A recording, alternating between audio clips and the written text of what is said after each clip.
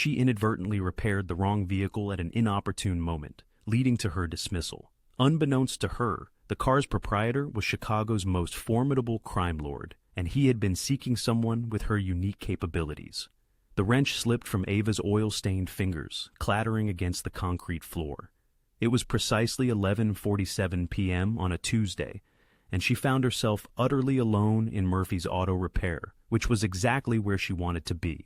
No Randy breathing down her neck about bureaucratic procedures, no annoying customers pestering her with ridiculous questions about whether an illuminated engine light truly indicated a malfunction. Just her, a partially assembled transmission, and the soothing tranquility of a Chicago night. Then the profound silence shattered. Tires shrieked outside. Ava's head snapped up as intense headlights flooded through the garage's grimy windows, so blinding she had to shield her eyes. A car engine roared, expensive, powerful, yet undeniably damaged. She instantly recognized that sound. Something was gravely amiss under that hood. The bay door had barely finished rolling up when a black Mercedes S-Class lurched inside, its undercarriage scraping against the concrete lip. The driver killed the engine, and Ava's stomach plummeted at the sight. Bullet holes, at least a dozen, tightly grouped on the passenger side, indicating a level of precision that could only mean one thing. Someone knew precisely what they were doing. "We need help now?" The driver's door swung open, and a man in a blood-splattered suit stumbled out. He was physically unharmed, Ava noted, but his eyes were wide with sheer panic. "You fix cars?"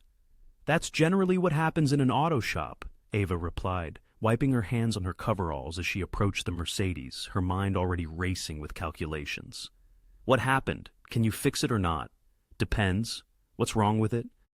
3 more men emerged from the car's shadows. All wore dark suits, all shared the same unyielding gaze, and all watched her with an intensity that made the fluorescent lights feel too bright, too revealing. This was decidedly not a normal Tuesday. Ava had grown up in Southside Chicago. She knew what mob cars looked like. She knew what mob guys looked like. And she absolutely knew the smartest move was to declare the shop closed, call the police, and let someone else deal with the chaos that had just barged into her life. But her eyes had already caught sight of the dashboard through the shattered window, a small custom-made emblem embedded in the leather. A crowned serpent coiled around a rose. Ava's pulse quickened. She had seen that symbol only once before, on the news, during a segment about Chicago's most dangerous criminal enterprises. That symbol belonged to Damen Russo, the kind of man whose name people whispered rather than spoke aloud. "I'll look at it," she heard herself say. "Pop the hood." The panicked driver glanced at the biggest of the men, who gave a subtle nod. The hood release clicked. Ava lifted the hood, and her trained eye immediately assessed the damage. A coolant leak, a radiator punctured by a bullet, a serpentine belt nearly severed. But the engine itself was intact, and that wasn't what was preventing the car from starting. She leaned in closer, tracing the ignition wiring with her flashlight. Then she saw it. A secondary wire, professional grade, spliced into the ignition system. It ran down toward the undercarriage, and Ava's blood turned to ice water. "Everyone, step back," she said quietly. "What?" The driver moved closer. "What is it?" "I said, step back." Ava's voice cracked like a whip. All 4 men froze. "There's a bomb under this car." The words hung in the air for exactly 2 seconds before chaos erupted. Guns materialized in hands. The men began shouting over each other. Someone grabbed Ava's shoulder, and she shook them off, her eyes never leaving the wiring. "Shut up!" She didn't yell often, but when she did, people listened. The garage fell silent again. "It's not going to explode right now, probably. But if anyone tries to start this engine, the secondary ignition will complete a circuit that runs to—" She crouched down and shone her light under the chassis. "Yeah, there it is. See? 4, maybe 2-pound, mounts to the fuel tank. Can you disarm it?" The biggest man's voice was surprisingly calm. "Can I?" Ava laughed, a slightly hysterical sound. "I'm a mechanic, not a bomb tech." "But you understand how it works." She did. God help her, she did. Ava had always possessed a gift for understanding systems, for grasping how things interconnected. Engines, electrical grids, computer networks. If it had parts that worked together, she could unravel it. And this bomb wasn't complicated. It was elegantly, brutally simple. "If I disconnect the wrong wire first, it'll blow," she stated. "If I disconnect the right wire first, it's just an expensive paperweight." "What are the odds you disconnect the right wire?" Ava looked at him, truly looked at him. He was older than the others, perhaps 45, with silver threads in his dark hair. His suit probably cost more than her car, and his eyes were the coldest she had ever seen. 70%, she said. "That's not good enough?" "Then call the bomb squad." Ava stood up and crossed her arms. "I'm sure they'd love to have a chat with you guys while they're here." The men exchanged glances. The big man's jaw tightened. "What do you need?" he finally asked. "Wire cutters, electrical tape, and everyone to shut up and let me think." For the next 43 minutes, Ava forgot to be terrified. This was just another problem to solve, another system to understand. She traced every wire, followed every connection, and built a mental map of the bomb maker's twisted ingenuity. They had been clever. The obvious wire to cut was the red one running to the blasting cap. But that red wire was a trigger. Cut it, and the circuit completed through a backup system. The real kill switch was hidden behind the false choice, a thin blue wire that looked like part of the car's original wiring. Ava's hand didn't shake when she cut it. The Mercedes gave a soft click. Nothing exploded. Someone behind her let out a breath they'd been holding for 3 minutes. "It's safe," Ava said, suddenly feeling utterly exhausted. "The bomb's still there, but it's dead. You'll need professionals to remove it." The big man stepped forward and extended his hand. "You saved lives tonight. That won't be forgotten." Ava didn't take his hand. She was already processing what she had just done, what she had just witnessed, and how disastrously wrong this could go. "You were never here," she said. "I never saw this car. We're clear. Crystal." 5 minutes later, the Mercedes rolled back out into the night, quiet and smooth as a shark. Ava watched until the taillights disappeared, then lowered the bay door and locked it. Her hands started shaking. She sat down hard on her rolling stool and buried her head between her knees, breathing carefully. She had just saved a mob boss's life. She had just interfered in gang warfare. She had just made the biggest mistake of her career. The next morning, Randy fired her. "You did what?" Her boss's face had turned purple. "You worked on that car? Ava, are you insane?" "I fixed a mechanical problem." Ava kept her voice level, even though she wanted to scream. "That's literally my job." "Your job is to do what I tell you to do." Randy was pacing now, running his hands through his thinning hair. "That symbol, Ava. Do you have any idea whose car that was? A customer's? Damen Russo's." Randy actually looked scared. The Damen Russo. And now, he knows about the shop, about us, about... He stopped pacing and pointed at the door. "You're done. Pack your tools. Get out." "Are you serious?" Ava stood up. "You're firing me because I saved people's lives?" "I'm firing you because you touched something you should have never touched." Randy's voice dropped to a hiss. "People who get involved with men like Russo end up dead. Ava, I have a family. I can't..." He shook his head. "Just go. I'll mail your last check." Ava wanted to argue. She wanted to point out that she had virtually run the shop for 3 years. That half their repeat customers came specifically to see her. That Randy couldn't even diagnose a misfire without her help. But the fear in his eyes stopped her. Randy wasn't just scared of Russo. He was scared of her now, of what she represented. She had crossed a line, and in his mind, she had become dangerous by association. "Fine." Ava grabbed her toolbox, the good one, the one her dad had given her before he died. "Good luck finding someone else who can fix what I fix." She walked out into the Chicago morning, unemployed, furious, and utterly unaware that in a glass tower across town, Damen Russo was reviewing security footage of his car repair, intensely interested in the woman who had seen what his own people had missed. Damen Russo didn't believe in coincidences. He stood in his private garage beneath the Chicago financial district, watching his head of security, Marcus, and 2 tech specialists crawl over the Mercedes like ants on a corpse. The morning sun hadn't even cleared the skyline yet, but Damen had been awake for hours. Men in his position didn't sleep well. Men in his position, who had almost been blown apart the night before, didn't sleep at all. "Talk to me," Damen said, his voice echoing across the concrete space. Marcus slid out from under the chassis, his expensive shirt now streaked with grease. "It's impressive work, boss. Whoever planted this knew exactly what they were doing. Military-grade C4, professional wiring, redundant triggers." He stood up, wiping his hands. "The Colombians probably. They've been pushing into our territory for months. I don't care who planted it." Damen moved closer to the car. "I want to know who found it." The tech specialists exchanged glances. The younger one, Danny, spoke up. "We've been looking at that, Mr. Russo. It's unusual." "Unusual how? See this blue wire?" Danny pointed to a thin strand near the ignition. "That's what they cut to neutralize the device. But here's the thing. Any bomb tech would have gone for the red wire first. It's standard procedure. While the red wire conventionally serves as the primary trigger, that wasn't the case this time," Damien explained. "Absolutely not. In this instance, the red wire was a decoy. Severing it would have activated a secondary circuit," he elaborated, tracing a path with his gloved finger that clearly indicated immediate detonation. Whoever disarmed this device truly grasped the bomb maker's psychological approach. They understood the need to look beyond the obvious solution. Marcus furrowed his brow. "So, we're seeking an expert, perhaps former military or CIA?" "That was my initial thought," Danny responded, pulling out his tablet to display images of the wiring.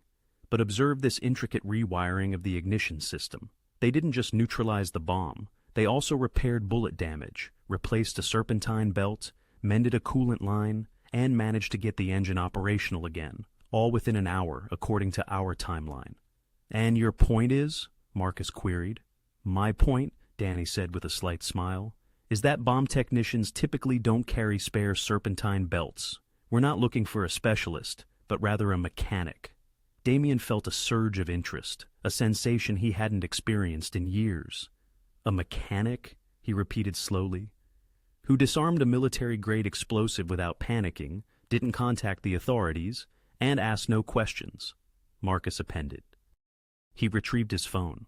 Tommy mentioned the mechanic was a woman in her late 20s, surprisingly composed under pressure. She apparently instructed everyone to be quiet and let her concentrate.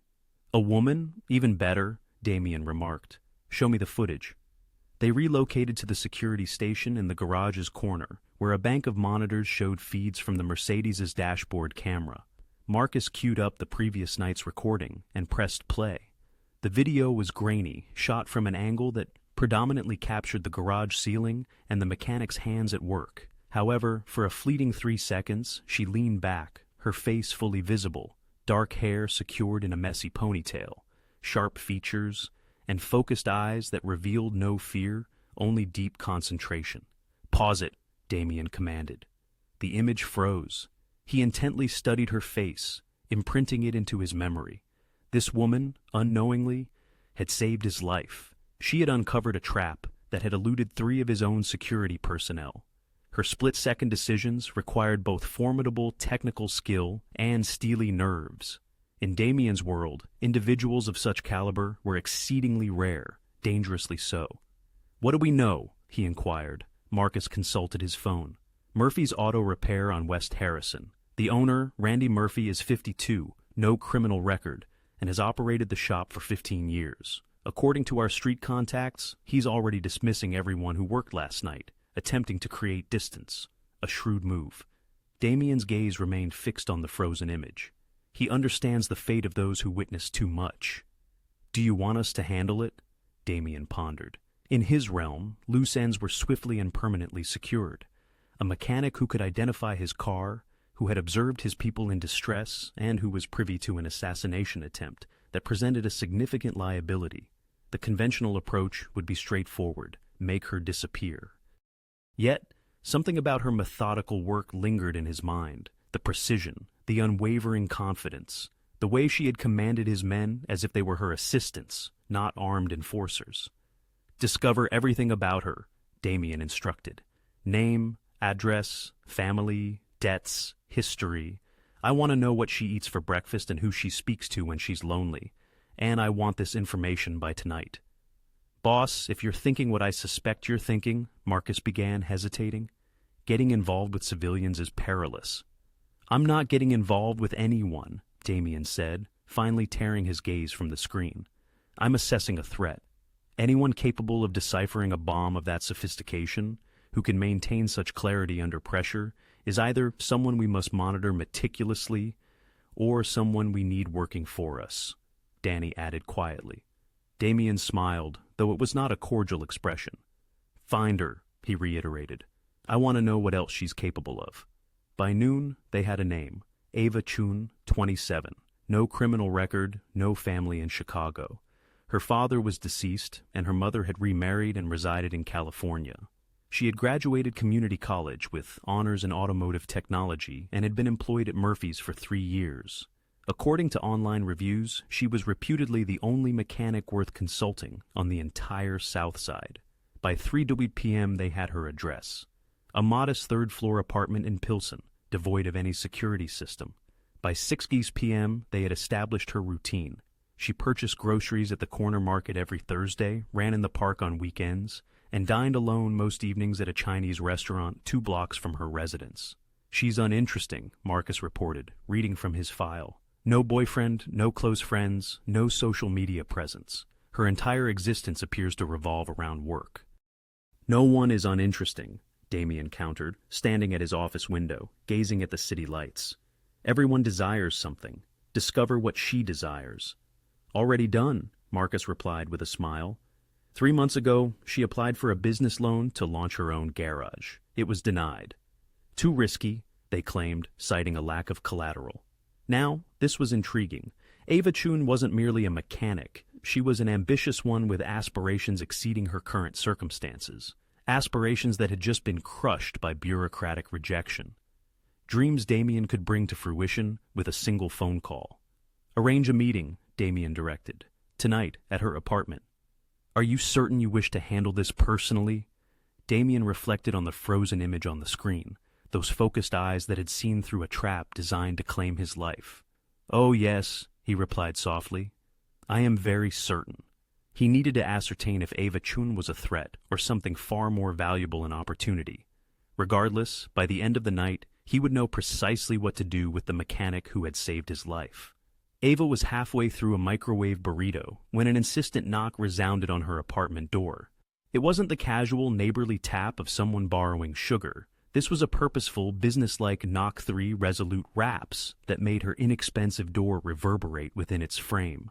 She set down the burrito and approached the door, peering through the peephole.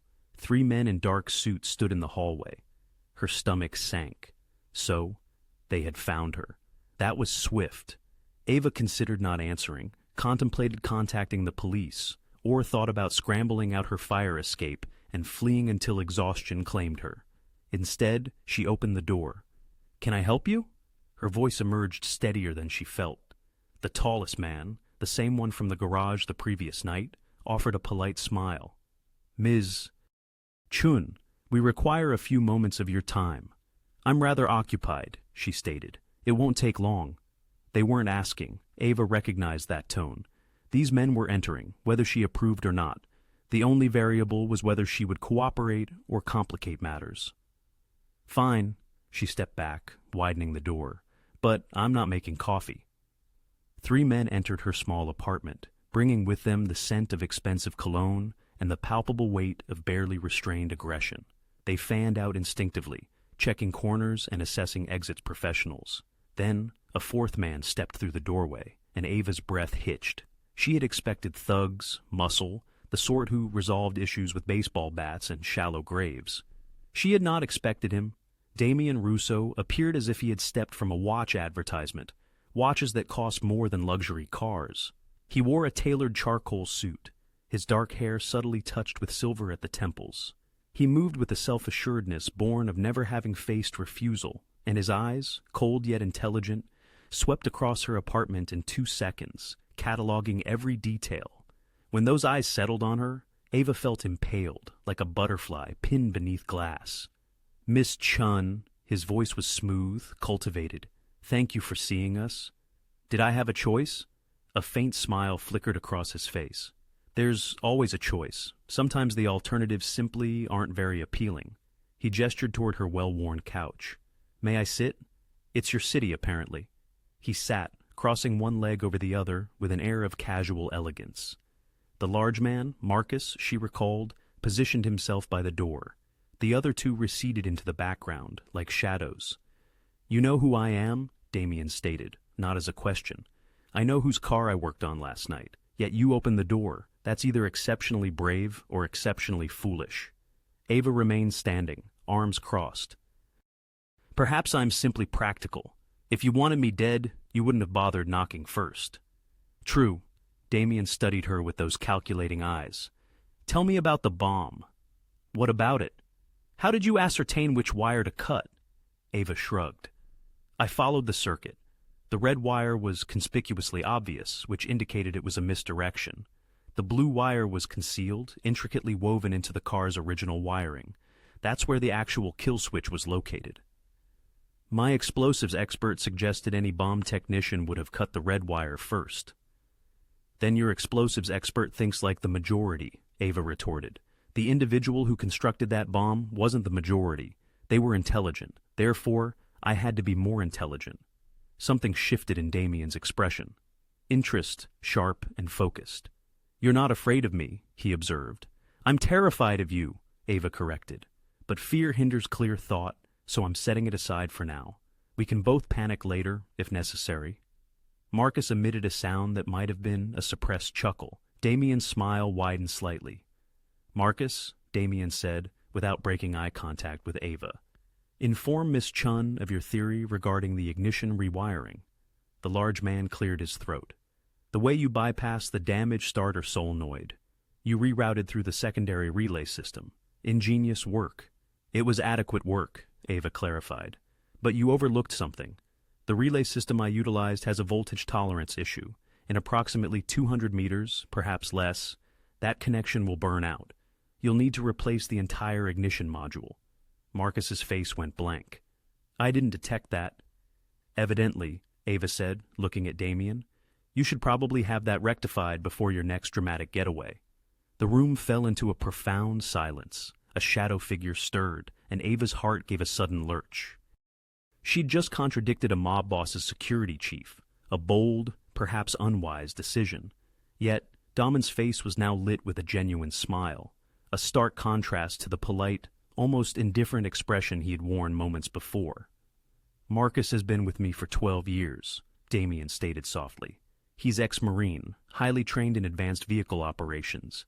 And you, Miss Chun, just schooled him on electrical systems." "It's not personal," Ava responded, her composure returning. "I've simply spent more time under the hoods of cars than most people." "Clearly," Damen agreed, rising effortlessly and smoothing his suit jacket. His movements were fluid, controlled, as he closed the distance between them, stopping just inside her personal space. Ava held her ground, meeting his gaze unflinchingly.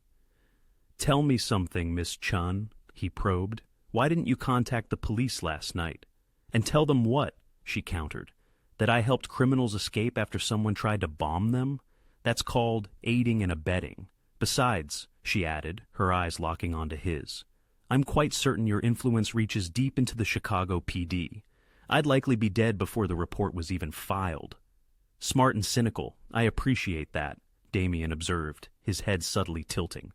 "You applied for a business loan 3 months ago. For your own garage. They rejected you."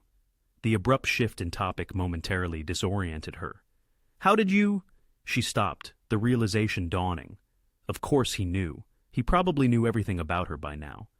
"Yes, they said I was too high risk." "But you're not," he corrected, his voice a smooth murmur.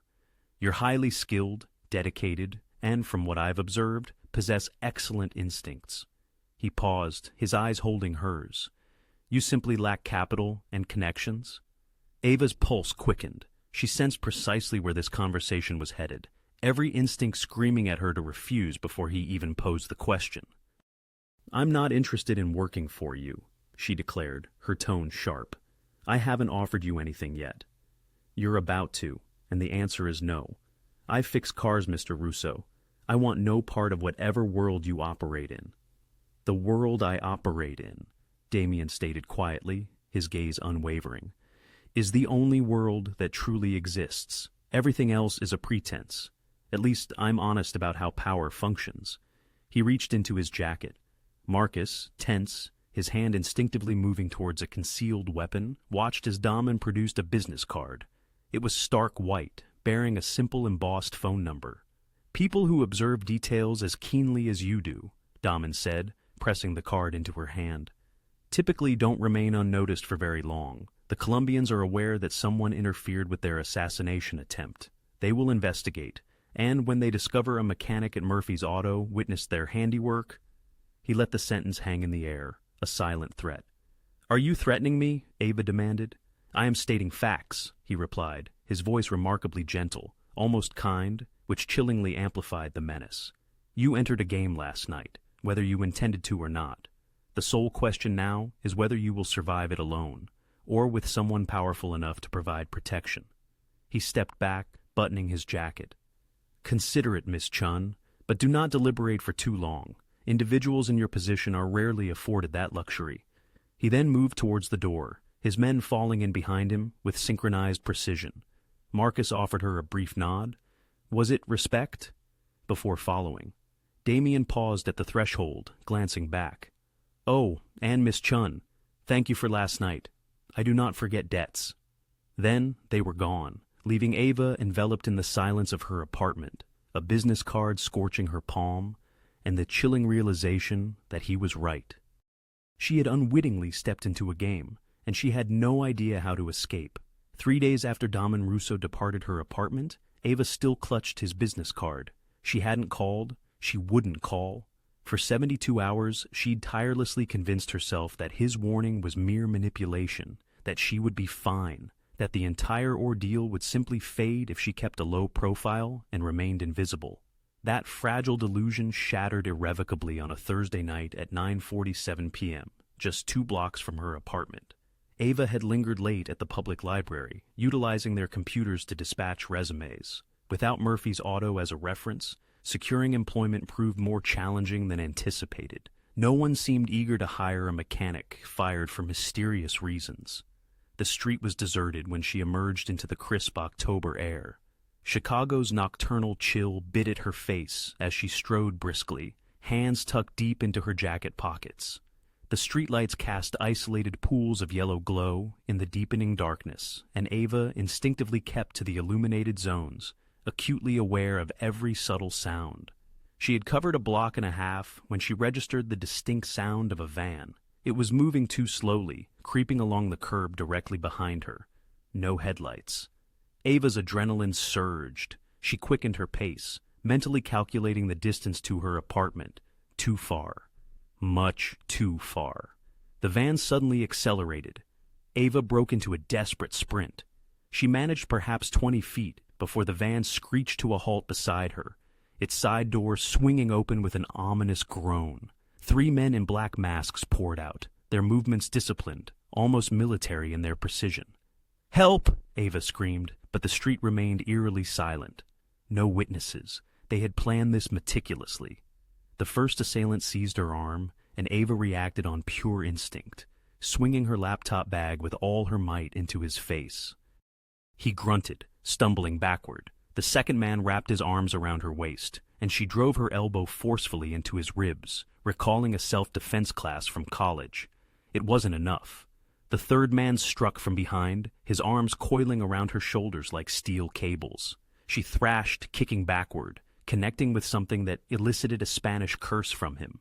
Spanish? Not Italian? Not Damien's people. The Colombians. Just as he had warned. "Stop fighting, pendeja," the man hissed into her ear. "We just want to talk."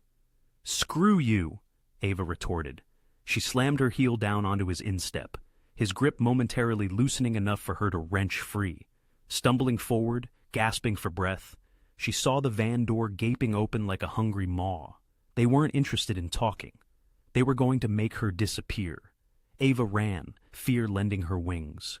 Behind her, she heard curses, the pounding of footsteps. They were faster, trained. A hand grabbed her jacket, yanking her violently backward. She fell hard, her palms scraping painfully against the pavement. One of the masked men loomed over her, and she saw his hand move to his belt.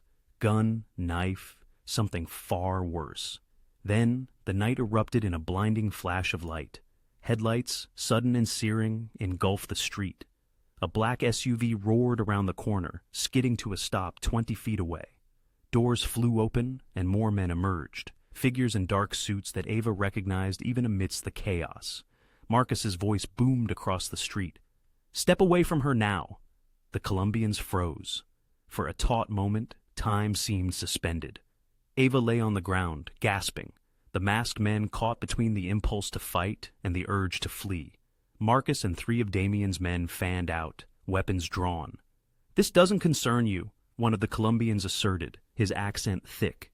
"The girl saw something that belongs to us." "The girl," Marcus stated coldly, "is under Mr. Russo's protection. Which means she's off limits, which means you just made a very serious mistake." Guns materialized in the Colombians' hands. Ava's blood ran to ice. This was about to escalate into a full-blown shootout, with her trapped directly in the middle. "Stand down," a new voice commanded. Everyone turned. Damen Russo stepped out of the SUV's back seat, and somehow, his mere presence, devoid of any weapon, was more intimidating than all the firearms combined. "Gentlemen," he said pleasantly, "I believe there's been a misunderstanding." The lead Colombian laughed harshly. "No misunderstanding, Russo. Your mechanic interfered with our business. We want to know what she saw, what she told you." "She saw enough to save my life," Damien replied, walking slowly forward, hands casually tucked into his pockets. "And for that, she's earned my gratitude, and my protection. Permanent protection." "You're starting a war over a nobody?" "I'm preventing a war by establishing boundaries." Damien's voice turned dangerously cold. "Touch her again, and what happened to your bomb maker will seem merciful compared to what I will do to you." The Colombian's hand clenched tighter on his weapon. For 5 agonizing seconds, Ava was convinced someone was going to die. Then, the masked man slowly lowered his gun. "This isn't over," he muttered. "Yes," Damien responded softly. "It is." The Colombians retreated towards their van, weapons still drawn, their eyes never leaving Damien's men. They climbed inside, and the van peeled away, tires screeching in protest. Ava remained on the cold pavement, trembling uncontrollably. Marcus appeared beside her, extending a hand. She took it, allowing him to pull her to her feet. "You okay?" he asked. "Define okay," her voice came out shaky. "Were you following me?" "Since the moment you left the library," Marcus confirmed, his expression apologetic. "Boss's orders, 24-hour protection detail." "I didn't ask for protection." "You didn't have to," Damien interjected, his shoes clicking on the pavement as he approached. "The moment you disarmed that bomb, you became valuable, and valuable things in this city require protection." Ava yearned to be angry. She wanted to scream at him for manipulating her life, for proving he'd been right all along, for making her utterly dependent on him. But her hands still trembled, and her knees felt weak, and the simple truth was undeniable. Without him, she would be in that van right now. Or worse. "What happens now?" she inquired quietly. "Now, we go somewhere safe while I explain precisely what you've stumbled into." Damien gestured towards the SUV. "Please, Miss Chun, I promise you're not a prisoner, but staying here is no longer an option." Ava glanced at her apartment building, just 1 block away. So close to her old life, her safe, boring, predictable life. She would never reach it, not safely, not anymore. "Fine," she conceded, "but I want answers, real answers." "You'll get them," Damen assured her, opening the SUV's door himself. "I owe you that much."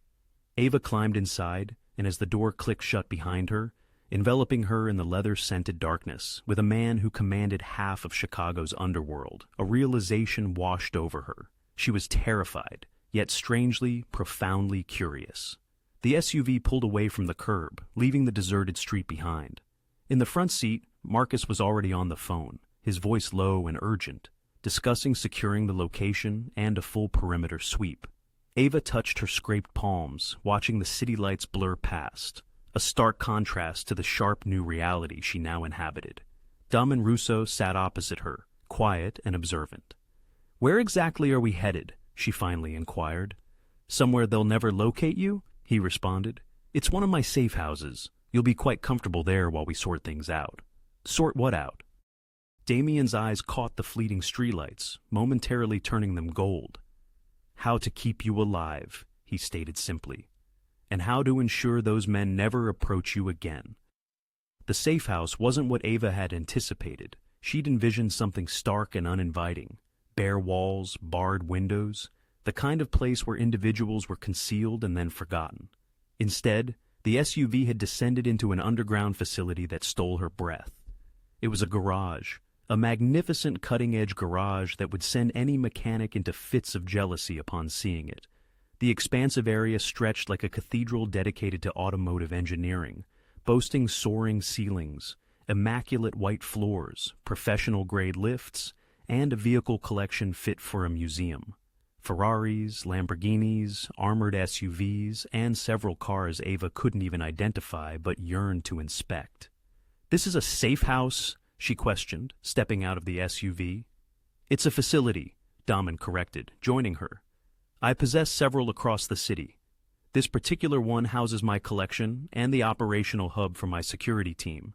Marcus guided her past rows of glistening vehicles toward a glass-walled office situated in the corner. Through the windows, Ava observed monitors, desks, and several individuals in tactical gear moving with purpose.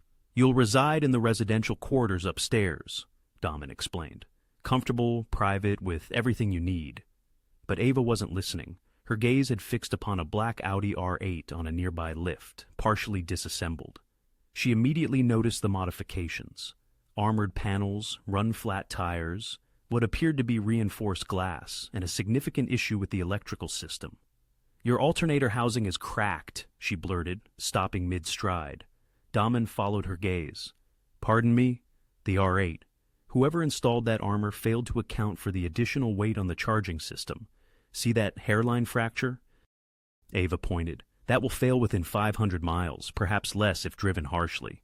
You'll lose all electrical power mid-operation. Not ideal if someone's shooting at you." Marcus exchanged a look with Damien. "Our tech team just completed that modification yesterday. They didn't mention any issues." "That's because they didn't spot it." Ava moved closer to the Audi, her professional instincts overshadowing her fear. "It's subtle, but it's there." One of the technicians, a bald man in his 40s wearing a grease-stained shirt, emerged from behind the vehicle. "Who the hell is this?" "Tommy, meet Miss Chun," Marcus introduced. "She's the mechanic from the other night, the one who found the bomb." Tommy eyed Ava with renewed interest. "Heard about that. Good work." "Thanks, but you might want to review your installation specs." Ava again pointed at the alternator. "The weight distribution is off. You're placing excessive stress on the mounting brackets." Tommy's expression darkened. "I've been modifying cars for 15 years. I think I know what I'm doing." "Then you know that adding 400 pounds of armor plating alters the center of gravity and increases stress on every system. Your suspension modifications are solid, but you neglected to upgrade the charging system to match." Ava crossed her arms. "It's an easy fix. It just needs reinforced housing and perhaps a higher output alternator. Otherwise, this is a $30,000 repair waiting to happen." Tommy opened his mouth to argue, then paused. He approached the Audi, pulling out a flashlight to examine the alternator housing. His expression shifted from defensive to concerned. "Son of a bitch," he muttered. "She's right, a crack is forming." Damen's eyebrows slightly rose. Marcus looked impressed. Ava felt a small wave of satisfaction. "What else?" Damen inquired softly. What else is wrong?" He gestured around the garage. "Look around. Tell me what you observe." Ava hesitated. This felt like a test, but she had never been adept at remaining silent when confronted with problems needing rectification. She slowly walked through the garage, her trained eye cataloging modifications and installations. Within minutes, she had identified half a dozen issues. That Mercedes over there, the bulletproof glass installation, creates blind spots in the side mirrors, dangerous in pursuit scenarios. The BMW's reinforced door panels are too heavy. They'll tear the hinges off within a year. And whoever armored the fuel tank on that Escalade didn't consider heat dissipation. You're one hot day away from a fire hazard. Tommy's jaw had dropped. Marcus was grinning. Two other technicians had emerged from the office to listen. The Range Rover's communication system is vulnerable, Ava continued, warming to her subject. I can see the antenna modification from here. It isn't properly shielded. Anyone with the right equipment could intercept your radio traffic. Amateur work. Amateur? One of the other technicians sounded offended. We're professionals. Then you should know better. Ava turned back to Damien. Look, I'm not attempting to insult anyone, but if you're armoring vehicles for life or death situations, half measures will get people killed. These cars are good. They could be exceptional. They're just not there yet. The garage had fallen completely silent. Every person in the space was staring at her, some with resentment, some with curiosity, most with grudging respect. Damien moved closer, his expression unreadable. Fix it, he stated. What? Everything you just mentioned, fix it. You clearly identify problems no one else does, so fix them. I didn't come here to work for you. You came here to stay alive. Damien's voice was gentle but firm. Right now, the Colombians believe you're valuable to me. If you actually become valuable to me, they'll think twice before attempting anything again. Because losing you would cost me significantly. That's manipulative. That's practical. He smiled slightly. You said it yourself the other night. You're practical. So, here's the practical reality. You're brilliant at what you do. These men are good, but you're better. And I don't settle for good when I can have better. Ava surveyed the garage, the vehicles that cried out for improvement.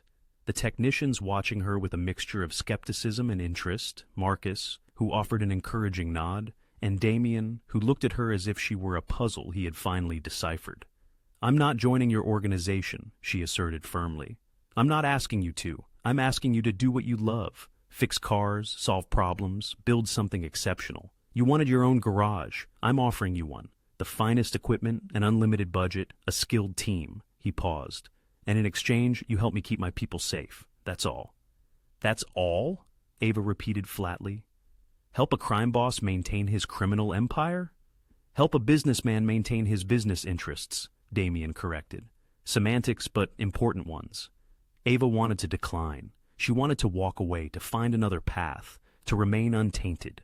But when she looked at that Audi, at the fine crack in the alternator housing that could cost someone their life, her fingers tingled with the urge to reach for tools. When she looked at the Mercedes with its perilous blind spots, her mind was already formulating solutions. This was her calling. This was her passion. And Damien knew it. Just the cars, she finally conceded. I work on vehicles. I don't ask questions about what you use them for. I don't get involved in anything else. Clear? Crystal. Damien extended his hand. Do we have a deal, Miss Chun? Ava looked at his hand for a long moment. Then she shook it. Call me Ava, she said. If I'm going to fix your fleet, we might as well be on a first-name basis.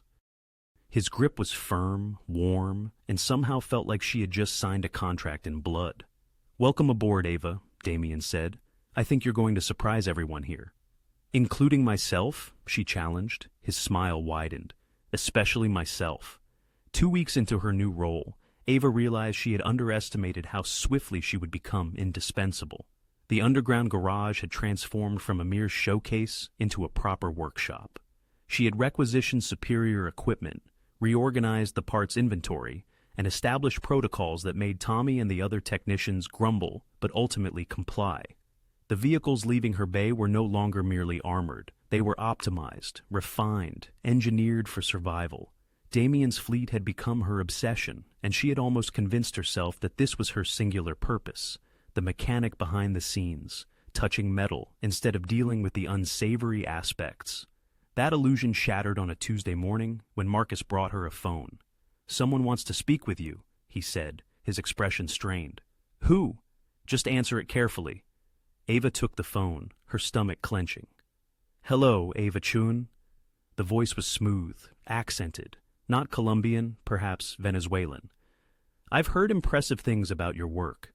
Who is this? A businessman with a proposition. Your talents are being wasted with Russo. Work for me instead. Triple your current arrangement, your own facility, complete independence. Ava glanced at Marcus, who was listening intently. She put the call on speaker. I'm not interested, she stated. You haven't heard my offer yet. Don't need to, I have an arrangement already. The voice hardened. Arrangements can be renegotiated or terminated. You're smart, Miss Chun. Smart enough to know that loyalty in this business is just expensive stupidity. And smart enough to know when someone's threatening me. A soft chuckle. Not a threat, merely clarifying your options. You have 72 hours to reconsider. After that, well, skilled hands are delicate things, so easy to break. The line went dead. Ava handed the phone back to Marcus, her hand steadier than she felt. Let me guess, that wasn't the first call. Fourth this week, Marcus replied, his jaw tight. The Colombians, the Sinaloa connection, now the Venezuelans. Word has definitely spread about your capabilities. Everyone, it seems, wants a piece of you. Excellent, Ava thought with a dry wit. I've become a highly sought-after asset in the criminal underworld, precisely what I've always aspired to. It's not amusing, Ava, her companion said, her voice laced with concern. I know, Ava responded, wiping grease from her hands. But what am I supposed to do? Go into hiding? Flee? These individuals tracked me down within 2 weeks. You'll remain here, under our protection, and you'll let Damien take care of it, she was told firmly. However, Ava's mind was already racing, processing the deluge of offers and the mounting pressure from various organizations. They were treating her as a mere pawn, to be captured or eliminated. Perhaps it was time, she mused, to flip the chessboard. That evening, a second call came through. A different number, yet a strikingly similar proposition. This time, it was the Colombians, the same group who had attempted her kidnapping, presenting an offer that felt more like a thinly veiled threat wrapped in a monetary incentive. Ava listened intently, posed a few pointed questions, and by the time she hung up, a plan had coalesced in her mind. I need to speak with Damien, she informed Marcus. 10 minutes later, she found herself in Damien's upstairs office, a realm of dark wood, plush leather chairs, and expansive windows showcasing the city below. He sat behind his desk, engrossed in a report, and simply gestured for her to take a seat. You've certainly had an eventful day, he remarked, his gaze still fixed on the document. You're aware of the calls, Ava stated.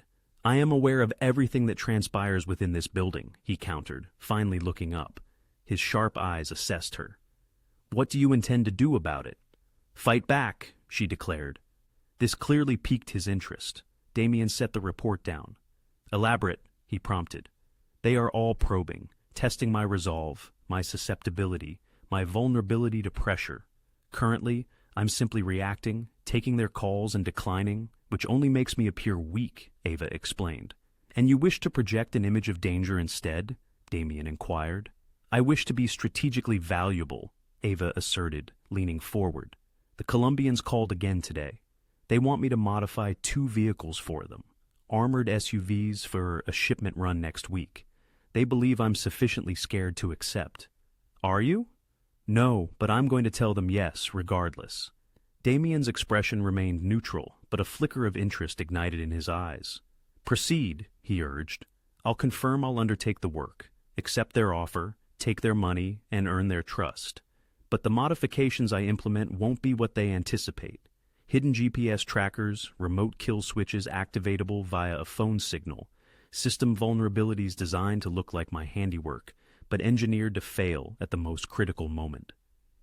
You intend to sabotage their vehicles? I intend to provide you with intelligence on their operations and a means to compromise their security precisely when you require it, Ava stated, meeting his gaze unflinchingly. They are treating me like a tool. Very well, I will be a tool. Yours, pointed directly at them. Damien remained silent for a prolonged period, his unsettling intensity fixed on her. This is perilous, he finally uttered. If they uncover your deception, they won't. I excel at what I do. Moreover, they expect a terrified mechanic desperately trying to survive. They will never suspect I'm playing offense. Do you comprehend the magnitude of your proposal? This transcends merely repairing cars. This is espionage, sabotage. This is an act of war. They instigated this war when they attempted to kidnap me, Ava retorted, her voice calm, but her eyes like flint. I'm merely bringing it to its conclusion. Something in Damien's expression shifted. Perhaps respect or recognition. He rose and walked to the window, hands in his pockets, gazing out at the Chicago skyline. If I sanction this, he said slowly, You cease to be merely a mechanic and become a strategic asset. That entails different rules, different risks. Are you prepared for that? I wouldn't suggest it if I weren't. Damien turned to face her. Why? You could remain safe, stay in the background. Why volunteer for such danger? Ava considered the attempted kidnapping, the menacing calls, the pervasive feeling of being hunted. She recalled Randy fearfully firing her, and loan officers dismissing her dreams because she was deemed too risky. Because I am weary of being afraid, she articulated. Because these individuals believe they can dictate my life, and that I'll simply acquiesce, especially now that you've given me a workshop and respect, and I will not allow anyone to take that from me. And, she paused, if I'm going to be embroiled in this world anyway, I might as well be exceptional at it. Damien smiled. It was the first genuine smile she had witnessed from him. Not the polite mask or the calculated charm, but something authentic. You're going to be more than exceptional at it, he declared. Marcus, come in here. The door opened instantly. Marcus had clearly been listening intently outside. Set it up, Damien commanded. Ava will accept the Colombian's offer, but from this moment forward, she reports directly to me regarding all modifications. And I want comprehensive security on every vehicle she delivers. Surveillance, tracking, the full works. Understood? Marcus looked at Ava with an unmistakable glint of admiration. Welcome to the deep end. After Marcus departed, Damien poured 2 glasses of whiskey, handing one to Ava. To dangerous decisions, he proposed, raising his glass. To survival, Ava corrected, clinking her glass against his.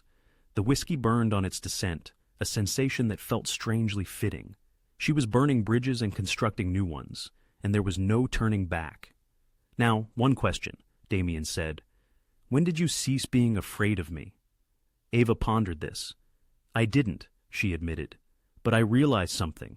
You are dangerous, yet you are direct. You articulate your desires, your expectations. These other individuals, they lie. They manipulate.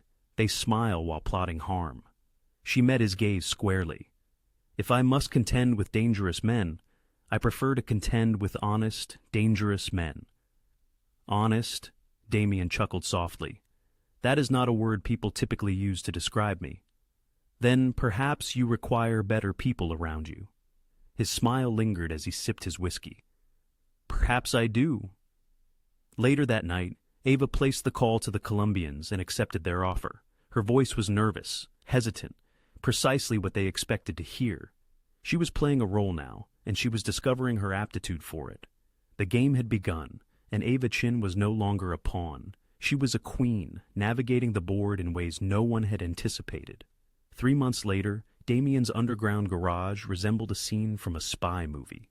Ava stood at the nexus of her domain, for that was truly what it had become, observing Tommy and his team install the latest modification on a black Suburban. The transformation from skeptical resistance to eager cooperation had taken weeks. But once the tech team witnessed her capabilities, they had become her most fervent allies. Be careful with that panel, she called out. The magnetic seal must be flush, or the scanners will detect it. Tommy gave her a thumbs up. He no longer questioned her directives. No one did. The Suburban was a masterpiece, though one would never guess it by its exterior. Superficially, it appeared to be a standard armored vehicle. Beneath its skin, however, lay a fortress on wheels, with capabilities that could ignite envy in intelligence agencies.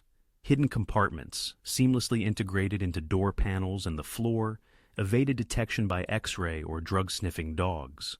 Anti-pursuit systems could deploy tire spikes or oil slicks at the mere touch of a button. Encrypted ignition locks demanded both a physical key and a biometric scan. Run-flat tires were filled with self-sealing foam.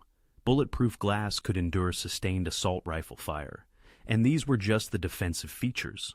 How's the smokescreen system? Ava inquired of one of the younger technicians, a kid named Ryan, who reminded her of her 22-year-old self, brimming with a hunger to learn, eager to prove his worth.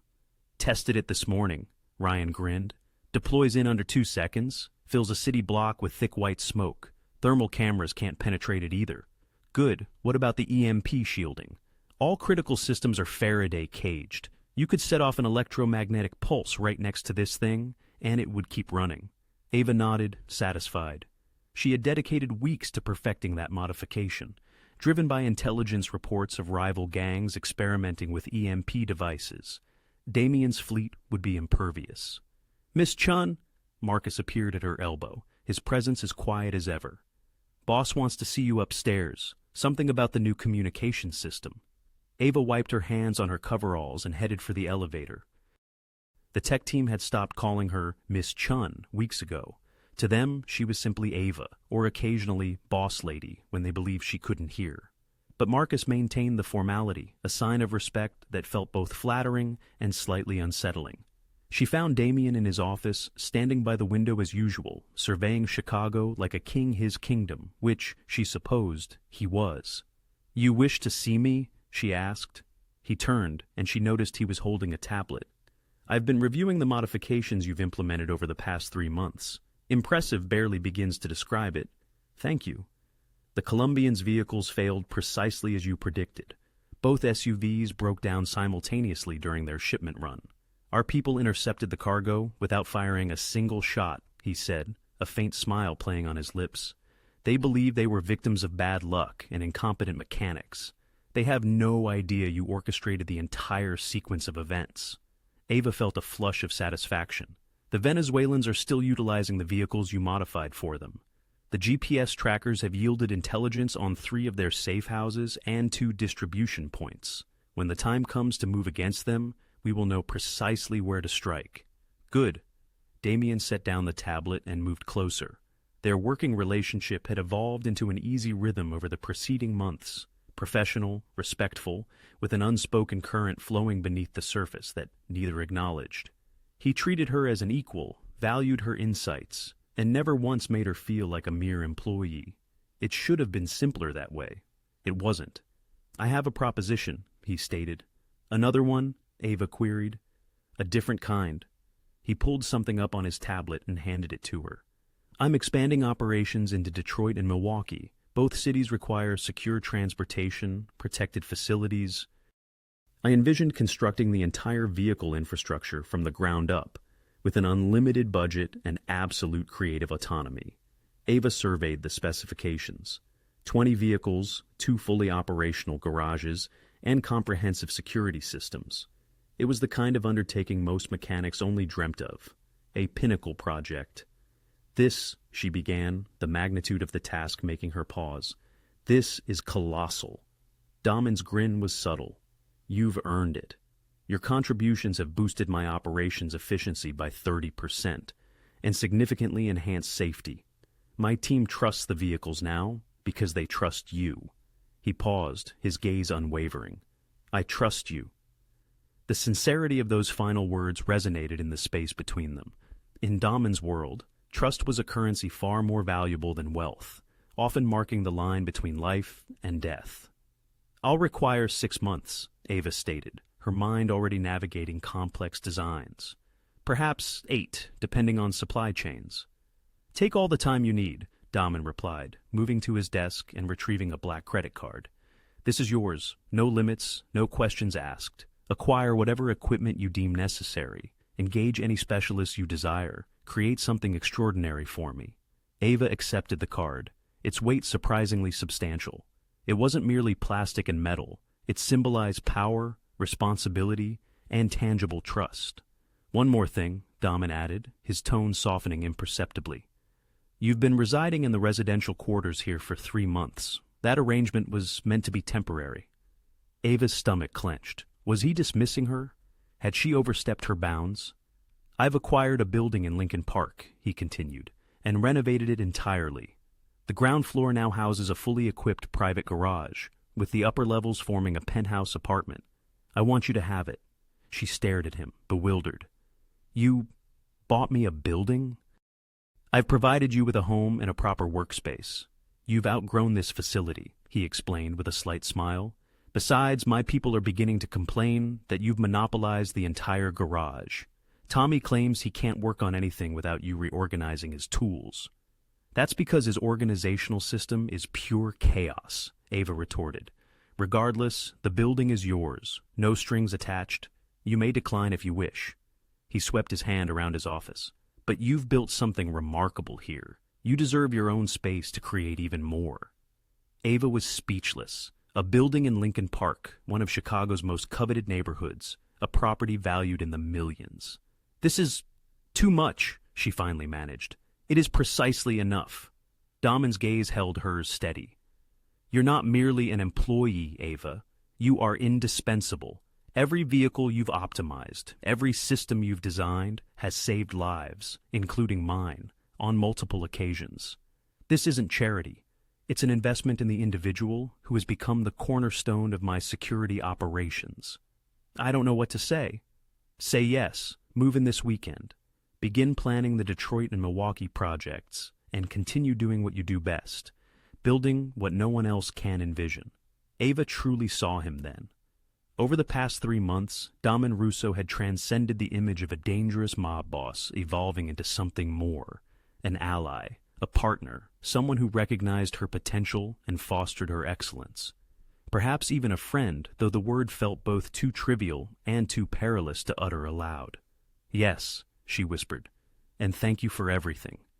"Thank me by continuing to make me look good," he offered, extending his hand. "Deal?" She shook it, and this time the contact felt less like signing a blood pact and more like sealing a partnership founded on mutual respect and shared objectives. "Deal," Ava affirmed. As she exited his office and descended to the garage, a profound realization dawned on her. She was no longer merely surviving, no longer just adapting to this perilous new world. She was thriving. The woman once fired for mending the wrong car had become the linchpin of Damen Russo's organization, the one everyone relied on for their very lives. Her team, like expectant hounds, looked up as she entered the garage, awaiting her directives, ready to follow her lead. "All right, everyone," Ava declared, rolling up her sleeves. "Let's discuss the Detroit project. We're fabricating 20 vehicles that will make everything we've accomplished thus far seem like mere practice. I want everyone's finest ideas on my desk by tomorrow morning." The team erupted in an excited buzz. Tommy, beaming, resembled a proud father. Upstairs in his office, Damen Russo watched the security feed of his garage with a faint smile, fully confident in his decision to protect rather than eliminate her. She had become irreplaceable, and in his world, irreplaceable was synonymous with invaluable. The call arrived at 2:47 a.m. on a Saturday. Ava, unable to sleep, was toiling late in her new Lincoln Park garage when Damen's personal number illuminated her phone. She answered instantly. "There's a problem." His voice was calm, yet taut. "I'm en route to a meeting on the south side. Intelligence suggests the Sinaloa crew might attempt something." "Which vehicle are you taking?" "The new Escalade, the one you completed last week." Ava's pulse quickened. That Escalade incorporated every modification she had meticulously perfected over the preceding months. It was a mobile fortress, the zenith of her craftsmanship. If ever there were an opportune moment to test her designs under authentic combat conditions, this was it. "I'm coming," she declared, already reaching for her jacket. "Ava, no, it's too perilous." "That's my work out there. If anything goes wrong, I need to understand why." She was already heading for her own heavily customized BMW. "Where's the meeting?" A pause. "The industrial district near the old steel mills. But Ava, stay back. Just monitor, please." Another pause. "Fine. But you maintain a minimum distance of 2 blocks. Marcus will transmit the coordinates." 20 minutes later, Ava was concealed in the shadows of an abandoned warehouse, her laptop open on the passenger seat. She had integrated diagnostic links into all of Damien's vehicles, providing direct feeds to every system, sensor, and camera. Her screen displayed precisely what the Escalade perceived. The convoy consisted of 3 vehicles, the Escalade centrally positioned, flanked by 2 armored Suburbans. Marcus piloted the lead Suburban. Damien rode in the Escalade's back seat, his face visible on the interior camera feed. "All systems green," she murmured, reviewing the readouts. "Tire pressure optimal, engine temperature normal, defensive systems armed and ready." They were 2 minutes from the meeting point when it occurred. The assault erupted simultaneously from every direction. On Ava's screen, muzzle flashes erupted from buildings lining both sides of the street. The distinctive crack of assault rifles reverberated through her laptop speakers. The lead Suburban's windshield fractured under a spider web of bullet impacts. The bulletproof glass held, but barely. "Contact!" Marcus's voice crackled over the radio feed. "Multiple shooters, both sides. It's an ambush." More vehicles appeared, barricading the road ahead and behind. At least 8 of them. Their positions were professional. This was no random hit. It was a coordinated military-grade operation. Their intent, to ensnare the convoy and overwhelm it with superior firepower. They had no idea what they were up against. "Defensive systems activating," one of Damien's men announced within the Escalade. Ava watched her screen as the vehicle's automated responses initiated. The lead Suburban deployed smoke canisters, obscuring the street with dense white clouds impervious to thermal cameras. The rear Suburban activated its tire spike system, unleashing tungsten spikes that shredded the wheels of 2 pursuing vehicles, sending them skidding out of control and crashing. But the ambushers had accounted for basic defenses. They maintained their barrage, coordinating their assault, closing in to encircle the convoy. Then, Ava's true engineering prowess came into play. The Escalade's sensors detected the pattern of gunfire and automatically activated directional countermeasures. Small charges mounted in the undercarriage fired outwards. Not explosions, but concussive bursts propelling debris back towards the assailants. 2 gunmen collapsed, struck by their own ricocheting bullets and shrapnel. "What the hell was that?" someone shouted over the radio. "That was Ava!" Marcus exclaimed, and despite the dire situation, Ava detected admiration in his voice. The ambushers intensified their assault, moving closer. A technical truck, armed with a mounted machine gun, roared forward, targeting the Escalade directly. The Escalade's automated targeting system identified the threat. A panel on the roof retracted, and a high-intensity strobe light activated, inundating the machine gunner's position with blinding pulses designed to induce vertigo and disorientation. The gunner stumbled, lost his grip, and the technical swerved wildly before colliding with a parked car, disrupting their formation. "Push through!" Marcus commanded. The convoy accelerated. The Escalade's run-flat tires absorbed a dozen more bullet impacts without losing pressure. The self-sealing fuel tanks prevented any leaks despite punctures. The EMP-shielded electronics ensured every system remained operational, even when an assailant attempted to disable the vehicles with an electromagnetic pulse device. Ava watched her screens, her heart pounding as months of meticulous work vindicated itself in real time. An RPG round streaked towards the rear Suburban. The vehicle's acoustic sensors detected it, automatically deploying a reactive armor panel, a hardened plate that absorbed the blast, preserving the lives of everyone inside. The Suburban drove onward. The ambushers were now in disarray. Nothing was unfolding as planned. Their trap was disintegrating. "Escape route activated," one of the drivers announced.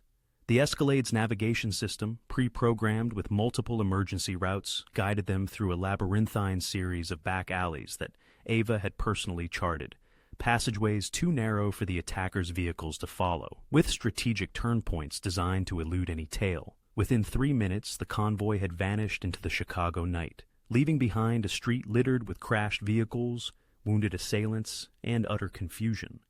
Ava remained in her vehicle, transfixed by her laptop display, her hands trembling with an adrenaline surge. Remarkably, every system had operated flawlessly. Each modification had performed precisely as she had envisioned. Her fleet of vehicles had transformed a perilous ambush into a humiliating blunder for their assailants. Her phone rang, and without a greeting, Damien's voice boomed. "That was extraordinary. Every single defensive system functioned without a hitch. They threw everything they had at us, and we didn't lose a single soul." He paused, then queried, "Any damage to the vehicles?" "Cosmetic only," Ava replied, relief washing over her. The Escalade took 47 bullet hits and kept running as if nothing happened.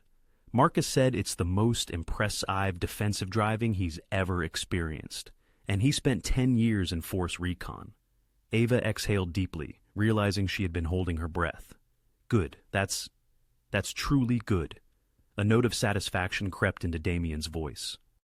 "The Sinaloa crew is going to have questions, big questions, about how we survived an ambush that should have wiped us all out. Word is going to spread, Ava, about the vehicles, about what they can do. And about the mechanic who built them," she murmured softly. "About the ghost mechanic who makes my fleet untouchable. By morning, the tale had ripped through Chicago's underworld like a whirlwind. Damen Russo's convoy had not only survived a coordinated ambush by 20 armed men wielding military-grade weapons, but they had also emerged without a single casualty, while their attackers suffered 8 wounded and 5 totaled vehicles. The vehicles, it seemed, had defended themselves, deploying unknown weaponry and vanishing into thin air, leaving everyone desperate to uncover the identity of their mysterious creator. 3 days later, Marcus presented Ava with street intelligence reports as she sat in her Lincoln Park garage, a forgotten cup of coffee growing cold in her hand. "They're calling you the Ghost Mechanic," Marcus announced. "Nobody knows your name yet, but everyone knows Russo has someone making his vehicles invincible. 3 different organizations have already tried to poach you, and 2 have placed bounties on information about your identity." "How absolutely thrilling," Ava responded dryly. "Now, I'm both valuable and a target." "That's what happens when you build things that fundamentally alter the game," Marcus remarked with a faint smile. "But you should know, Damien has put out the word. Anyone who harms you, anyone who even threatens you, is declaring war on him personally. You now have the full weight of his protection." Ava pondered this, reflecting on her journey from the terrified mechanic who had disarmed a bomb in Rye's garage to the essential and protected figure she had become. "The Ghost Mechanic," she mused again. "I quite like that." "You should," Marcus affirmed. "You've become a legend in 3 months. There are mechanics across the city trying desperately to unravel your secrets, but none will come close, because none possess your vision. None saw vehicles as living systems capable of adaptation and defense. None spent months perfecting every detail, anticipating every conceivable threat. The ambush had been her ultimate test, and she had passed with flying colors. "What's next?" Marcus inquired. Ava smiled, turning back to her workbench where the blueprints for the Detroit project lay spread out. "Next," she declared, "we elevate the legend." The grave error, she realized, was in assuming her new premises offered sanctuary. Ava made this stark discovery at 11:15 p.m. on a Thursday, when the power to her entire building abruptly ceased. Not a minor voltage dip, nor a faulty circuit, but a meticulously orchestrated shutdown that plunged the lights, crippled the security system, and neutralized the reinforced electronic locks on her garage door. She was reaching for her phone when they breached the service entrance, 4 men in tactical gear, moving with chilling professional precision, their night vision goggles glowing, their weapons suppressed. One seized her from behind while another pressed a stun device against her neck, sending a searing current coursing through her body. Ava collapsed, her muscles spasming, a gasp of pain trapped in her throat. They zip-tied her wrists and ankles, threw a hood over her head, and carried her out like inert cargo. The entire operation spanned less than 90 seconds. She had prepared for countless contingencies, but not for this. When the hood was finally removed, Ava's eyes adjusted to the gloomy interior of what appeared to be an abandoned factory. Rusting machinery loomed in the shadows, and the acrid smell of oil and decay filled her nostrils. Her hands remained bound, secured to a metal chair bolted to the concrete floor. A man stepped into the meager light, mid-40s, impeccably dressed in an expensive suit that incongruously contrasted with his grim surroundings, his cold eyes possessing the predatory focus of a shark. She didn't recognize him, yet she instantly recognized his type. "Miss Chun," he began, his voice unsettlingly pleasant. "I must apologize for the dramatic entrance, but you have proven exceptionally difficult to reach through conventional channels." "Who are you?" Ava demanded. "Someone who lost 8 men and 5 vehicles thanks to your clever little toys." His pleasant demeanor vanished. "The Sinaloa cartel does not appreciate being embarrassed. We want to understand how Russo's vehicles operate, and you, Miss Chun, are going to explain it to us." Ava's mind raced, scrutinizing every potential option. The factory was isolated. No one had witnessed her abduction. Her phone was gone. No one knew she was here, except... She remembered the implement nestled in her back pocket, the wrench she carried everywhere. Her father's aged torquey wrench, its grip worn smooth with use. The one she had modified 3 weeks prior, after the ambush, haunted by the very scenario now unfolding. If it was still there, Damien would find her. If not, she would have to buy time. I'm not telling you anything, Ava declared. The man smiled thinly. I suspected you might say that. We possess methods of encouraging cooperation. He gestured, and one of his men produced a laptop, setting it on a makeshift table. The screen displayed schematics, crude, incomplete, yet undeniably recognizable. They had acquired one of Damien's vehicles and begun the process of reverse engineering it. We've deciphered some of it, the man continued. The armor plating, the run-flat tires, the basic defensive systems. But there are components we cannot comprehend. Circuits that appear to serve no purpose. Systems that activate in patterns we cannot predict because they were designed that way. Layers within layers, Ava thought. Redundancies disguised as failures, traps hidden in plain sight. Tell us how it works, he commanded, or we begin breaking fingers until you do.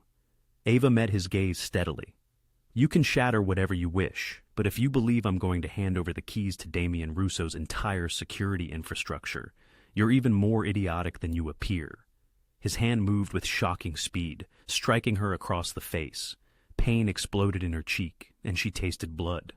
Wrong answer, he snarled. It's the only answer you're going to get. He nodded to one of his men, who stepped forward with a pair of pliers. Ava's heart pounded like a drum, but she maintained a neutral expression. Buy time. That was her only remaining strategy. Then her captor's phone shrilled.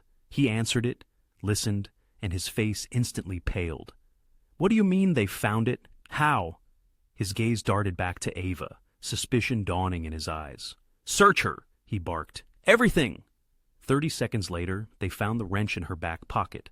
The man held it aloft, and one of his technicians examined it with a scanning device. The tech's face simply confirmed what Ava already knew. GPS tracker, he stated. Active signal, military grade. How long has it been broadcasting? The man's face contorted with rage. He hurled the wrench across the room, where it clattered against machinery. They're coming! Move her now! The building's front wall exploded inward, not from explosives, but 3 SUVs simultaneously smashed through the rusted metal doors, their engines roaring. Headlights flooded the space, momentarily blinding everyone. Men poured out, armed and moving with lethal precision, and leading them, stepping out of the central vehicle with a gun in his hand and murder glinting in his eyes, was Damen Russo. Let her go, he said quietly, his voice carrying across the factory floor, soft yet absolutely resolute. The Sinaloa men instinctively grabbed their weapons, and for a terrifying second, Ava feared she would be caught in a violent crossfire. But Damien's forces had already outflanked them, cutting off every escape route. Laser sights painted crimson dots on every cartel member. They were hopelessly outmaneuvered and outgunned. The man who had struck her made one last desperate attempt. He drew a pistol and aimed it directly at Ava's head. You take one step, he snarled at Damen, and I kill her. Damien didn't hesitate. He raised his own weapon and fired. The shot was flawless, tearing through the man's shoulder, spinning him away from Ava. The pistol clattered to the floor. Before he could recover, Marcus was there, driving him down, securing him with brutal efficiency. The other cartel members dropped their weapons. The fight was over before it had truly begun. Damien covered the distance to Ava in 3 swift strides. He holstered his weapon and produced a knife, severing her zip ties with quick, practiced movements. His hands were steady, yet she could discern tension in every line of his muscular frame. Are you hurt? He asked, his voice strained. Nothing permanent, she replied, her voice more composed than she felt. How did you find me so fast? The tracker in your wrench. I've been monitoring it since you installed it. When it started moving at 11:17 p.m., I knew. His eyes met hers, and she saw something in them she had never witnessed before. Raw fear. I thought I might be too late. You weren't. Ava managed a weak smile despite her split lip. And they didn't get anything. I didn't tell them a thing. Marcus approached, helping Ava to her feet. She did better than that, boss. Look at this. He held up the laptop the cartel had been using. On the screen, the schematics they had extracted from Damien's vehicle were now overlaid with stark red warning messages. System locked down, tamper detected, all data corrupted. What is that? Damien asked, bewildered. Insurance, Ava explained. Every vehicle I build has fail-safes. If anyone attempts to reverse engineer the systems without the proper authorization codes, the diagnostic systems detect it and brick themselves. Total electronic failure. They probably demolished a $2 million vehicle just trying to fathom its mechanics, Marcus remarked, with a laugh, an authentic, unbridled laugh. So, while they were abducting you for information, you were diligently destroying the very evidence they sought to examine. Is that about right? Pretty much. Ava swayed slightly, the adrenaline crash hitting her hard. Damien caught her elbow, steadying her. "Get the medics," he commanded, "and someone contain this chaos. I want every single one of these men handed over to the appropriate authorities with exhaustive documentation of the kidnapping." "Not just vanish?" Marcus queried. "No." Damien's voice was frigid. "I want them publicly prosecuted. I want everyone to understand what transpires when you meddle with what belongs to me." The possessiveness in that declaration should have unsettled Ava. It didn't. As Damien guided her towards his vehicle, a revelation struck her. She had been abducted, threatened, assaulted, and terrorized. Yet, she had never panicked, never shattered. She had maintained her composure, bought time, and trusted that the safeguards she had meticulously constructed, both technological and personal, would ultimately save her. And they had. "That was incredibly precarious," Damien stated once they were in his vehicle, Marcus driving them back towards the city. "The GPS tracker. If they had discovered it sooner, they would have moved me, and you would have merely tracked the signal," Ava interjected. "I had contemplated every contingency." He regarded her for a prolonged moment. "You rescued yourself tonight." "We rescued each other," she corrected. "I gained time. You arrived and retrieved me. That's what partners do." "Partners," Damien repeated softly. "Isn't that precisely what we are?" He offered a rare, genuine smile. "Yes, I suppose it is." Later, back in her Lincoln Park residence, with Marcus's team securing every entrance and a medic tending to her split lip, Ava stood in her garage, gazing at her father's old wrench, now safely back in her possession. The ghost mechanic had become a target, but she had also become untouchable. Anyone attempting to harm her would soon discover the repercussions of challenging not only Damen Russo's empire, but also the woman who had transformed into its very backbone. 5 days following the abduction, Damien asked Ava to meet him in his private garage. It wasn't the main facility where the team operated, but his personal collection, a sanctuary few individuals ever witnessed. Nestled beneath his penthouse in the heart of downtown Chicago, it was accessible only via a private elevator, requiring both a key card and a biometric scan. Ava had never received an invitation before. The elevator doors glided open, revealing a sight that stole her breath. While the main garage was functional and industrial, this was sheer art. 12 vehicles were arranged like sculptures in a museum, each embodying a distinct era of automotive excellence: a 1967 Shelby GT500, a 1954 Mercedes 300 SL Gullwing, a 2003 Ferrari Enzo, and others. Each was impeccably maintained, each worth a fortune. But what truly captured her attention were the 3 vehicles positioned in the center. Her vehicles. The Escalade from the ambush, still bearing the scars of 47 bullet impacts, yet running flawlessly. The Mercedes from that inaugural night, the one with the bomb, now fully restored, and a new Suburban, one she had just finished modifying the week prior to the kidnapping. Damien stood beside the Mercedes, dressed casually in jeans and a black sweater instead of his customary suits. It made him appear younger, more human somehow. "This is where I come to deliberate," he said as she approached. "Every car here represents a pivotal moment that altered my life, a decision, a triumph, a lesson learned." Ava ran her hand along the Mercedes hood. "And this one? The night I encountered you, the night I realized that intelligence and courage aren't always found where one expects them." He moved closer. "You saved my life that night, Ava. You comprehend that, don't you? I merely fixed a car. You would have deciphered the bomb's mechanism eventually. No, my people wouldn't have. They would have attempted to relocate the vehicle to a secure area, or they would have endeavored to start it to move it to safety. Either scenario would have resulted in my demise." His voice was quiet, yet resolute. "You perceived what they overlooked. You always do." Ava gazed at the 3 vehicles he had placed in his most private sanctuary. Her work was displayed like masterpieces. "Why did you bring me here?" she inquired. "Because I wish to formalize something." Damien walked to the Escalade, tracing one of the bullet scars. "This vehicle survived an ambush that should have utterly obliterated it. The modifications you engineered saved 6 lives that night. Since then, you've revolutionized my entire operation. My personnel are safer. My business operates with greater efficiency. You've become indispensable. I know. You granted me a building in Lincoln Park to substantiate it. That was gratitude. This is distinct." He turned to face her fully. "I want you to be my chief engineer, not solely for my fleet, but for the entire organization. Complete autonomy over all vehicle operations.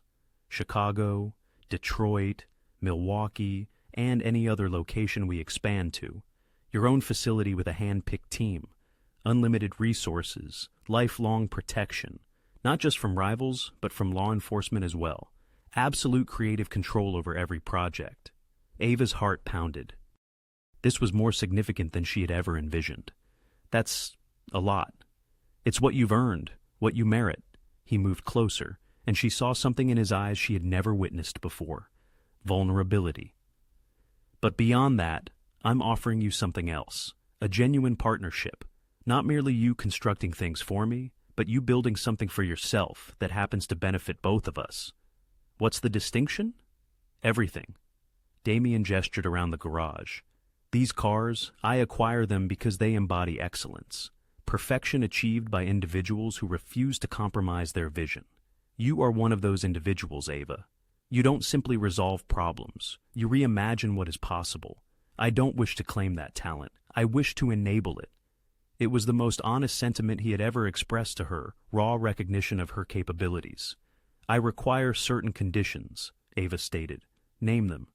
"I want the final say on all modifications. If something isn't safe or isn't prepared, I will not release it. And no one overrides me, not even you." "Agreed." "I want to assemble my own team, individuals I trust, individuals who uphold my standards. If anyone fails to meet those standards, I can dismiss them without interference." "Done." "And I demand legal protection. Authentic protection. If something goes awry, if the law targets the organization, I want assurances that I will not be sacrificed to save anyone else." Damien smiled faintly. "I employ the finest lawyers in Chicago on permanent retainer. They will draft whatever you require. Immunity agreements, non-disclosure contracts, everything. You will be as legally safeguarded as I am." Ava took a breath. "One more aspect." "Proceed." "I am not your employee. I am your partner, an equal voice in decisions that impact my work. If you intend to do something that endangers my people or my vehicles, we discuss it first. I have a vote." The garage fell silent for a protracted moment. What Ava was requesting was unprecedented true parity with one of Chicago's most formidable men, an authority that no one in his organization possessed, not even Marcus. Damien extended his hand. "Partners," he declared, "equal voices. I would not have it any other way." Ava looked at his hand, then at his face. He truly meant it, every single word. For the first time in her life, someone wasn't merely acknowledging her talent, they were celebrating it, empowering it, trusting her to construct something extraordinary without limitations or fear. Randy had terminated her for being too capable, too audacious. The bank had rejected her for being too risky. Every man in her past had been intimidated by her intellect, her drive, her refusal to be diminished. But Damen Russo stood before her, offering freedom, resources, and respect. She shook his hand. "Partners," she concurred. His grip was warm and firm, and this time the handshake felt distinct from all others. Not a contract in blood, not a business transaction, but something profoundly deeper. A recognition that they had both discovered someone who understood what it meant to refuse compromise, to demand excellence, to build something of significance. "There's one more thing," Damien added, not relinquishing her hand. "I need you to comprehend why I am doing this, why I am offering you everything I am offering. Because I enhance your operations' efficiency? Because you make it feasible?" His voice softened, becoming more intimate. "Without you we endure. With you we excel. But beyond the practical advantages, there's a simpler truth. He paused. I respect you, Ava, more than I've respected anyone in years. You are brilliant, fearless, and you utterly refuse to be anything less than extraordinary. Those are rare qualities, irretrievable qualities. Are you suggesting I'm irreplaceable? She attempted to keep her tone light, but her pulse quickened. I'm stating you are invaluable, and I safeguard what is invaluable. They stood there in the garage, hands still clasped, enveloped by the machines they would craft together, each one a testament to what they could achieve when brilliance encountered opportunity. When do I commence? Ava inquired. You already have. You began the night you severed that blue wire and saved my life. Everything since then has been culminating in this very moment. He finally released her hand, and they both stepped back, the professional distance reasserting itself.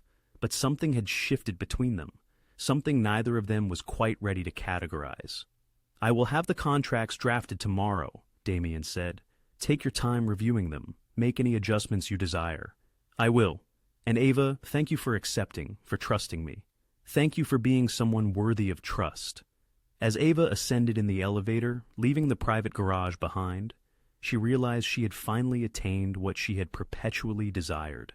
Not merely a garage, not just recognition, but a genuine partnership with someone who comprehended her architectural vision. She was no longer merely the ghost mechanic. She was the chief engineer of an empire, wielding the power to render that empire unstoppable. And she had accomplished it entirely on her own terms. 6 weeks later, Ava surveyed her expansive new facility, a colossal subterranean complex that dwarfed Damien's original garage, making it seem like a mere hobbyist's nook. This immense space, spanning 3 city blocks beneath Chicago's industrial district, had been meticulously excavated and tailored to her precise specifications. Within its 50,000 square feet, the workspace was intelligently partitioned into specialized bays: fabrication, electronics, armor installation, testing, and research and development.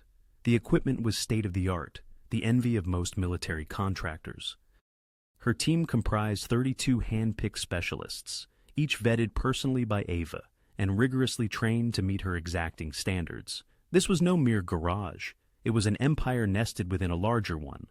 Boss, we have an issue with the Detroit shipment, Vincent announced, approaching her, tablet in hand. A former Army mechanic Ava had recruited from Fort Bragg, Vincent, a formidable 6'4" figure covered in tattoos, had initially been skeptical of taking orders from a civilian woman. This changed dramatically after he witnessed her redesign an entire armored vehicle system in just 4 hours. Now, her instructions were his gospel. What kind of problem? Ava inquired, taking the tablet. The armor supplier altered the alloy composition without our knowledge, Vincent explained. It's throwing off the weight distribution calculations for the suspension systems. If we install it as planned, the vehicles will handle atrociously. Ava quickly reviewed the specifications, her mind swiftly processing calculations. We'll need to recalibrate the suspension geometry and upgrade the shock absorbers. Switch to the Bilstein 7100 series, increase the spring rate by 15%, and adjust the anti-roll bar diameter up by 2 millimeters. Vincent typed furiously. That will delay delivery by 3 days. Better 3 days late than dispatching vehicles that don't perform, Ava asserted. I refuse to put my name on substandard work. Yes, ma'am. He paused. The Detroit crew is asking when you'll be coming to inspect their facility. Next week, she replied. Tell them if they want to impress me, they should have all their tools alphabetized and their equipment calibrated. I'll be checking. Vincent grinned. They're terrified of you, you know. Good. Fear keeps people sharp, she said, softening her tone with a smile. How's the Milwaukee project on schedule? The vehicles passed all field tests. They want you to see them in action. Set it up for Friday. After Vincent departed, Ava moved through her domain, observing the disciplined chaos of her operation. In Bay 3, 2 technicians installed a new communication system she had designed, encrypted, satellite-based, impossible to jam or intercept. In Bay 5, a team stress-tested reactive armor panels, firing rounds into ballistic gel to measure impact absorption. In Bay 7, Tommy, who had followed her from Damien's original garage, was training 3 new hires on proper electrical system integration. "You're the best mechanic I've ever seen," he had told her then. "If you're building something new, I want to be a part of it." Now he served as her second in command, managing daily operations while she concentrated on design and strategy. Ava, Sarah, one of the younger technicians, called out from the testing bay. "The new EMP hardening is performing at 99.7% efficiency. Do you want to see the data? Send it to my office. I'll review it tonight." Ava checked her watch. She had a meeting with Damien in an hour and wanted to refresh herself first. As she headed toward her private office, a glass-walled space offering a panoramic view of the entire facility, she passed a group of Damien's men awaiting their vehicles. They straightened at her approach, displaying a respect usually reserved for Damien himself. "Miss Chun," said Carmine, a hard-faced enforcer who had been with the organization for 20 years. "Just wanted to say thank you. That Suburban you modified saved my life last week. Took 12 rounds and didn't even slow down." "That's what it's designed to do," Ava responded. "Any issues with the handling?" "Drives like a dream. Best vehicle I've ever had." "Good. If anything feels off, bring it back immediately. Don't wait for scheduled maintenance." "Yes, ma'am." This was the most striking change Ava had observed over the past weeks. These men, hardened criminals accustomed to intimidation, treated her with genuine deference, not because she was dangerous or frightening, but because her work literally kept them alive. Her vehicles were the crucial difference between returning home to their families and ending up in a morgue. She had earned their loyalty the hard way, by being undeniably superior at what she did. In her office, Ava reviewed the day's progress reports. The Detroit expansion was 90% complete. Milwaukee was operational and already demonstrating improved efficiency. 2 new cities, St. Louis and Indianapolis, had requested her services, willing to pay premium prices for vehicles built to her exacting standards. The Ghost Mechanic had evolved into a formidable brand, a guarantee of unparalleled quality sought after by criminal organizations across the Midwest. Her phone buzzed, a text from Damien. "Meeting moved to the private garage. Something I want to show you."